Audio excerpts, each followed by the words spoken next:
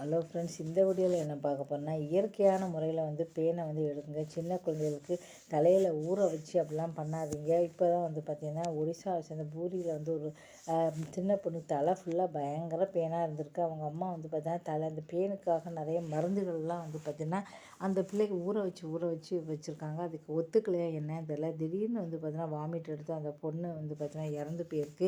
Pan வந்ததுனால இறந்து போனதை நினச்சி அவங்க அதிர்ச்சி ஆயிடுறாங்க. அதனால் கண்ட மருந்துகளெல்லாம் வந்து பார்த்திங்கன்னா எல்லாத்துக்குமே ஒரு வயசு இருக்கும், வந்து தேய்க்காதீங்க. இயற்கையான முறையில் எவ்வளவோ இருக்குது, அதை வந்து நீங்கள் தலையில் தேய்ச்சி வச்சிங்கன்னா எந்த பாதிப்பும் ஏற்படாது. அதனால் இந்த செயற்கை மருந்து வந்து வாங்கவே வாங்காதீங்க. எவ்வளவோ வந்து பார்த்திங்கன்னா இயற்கையான முறையில் வந்து பார்த்திங்கன்னா பேனை வந்து நீக்கலாம். அதை வந்து பண்ணிங்கன்னா எந்த பாதிப்பும் வந்து வராது. இயற்கையான முறையில் காய்கள் இருக்குது, அந்த மாதிரி வந்து நீக்குங்க. இப்போ செயற்கை மருந்துகள்லாம் வந்து ஊற வைக்காதீங்க.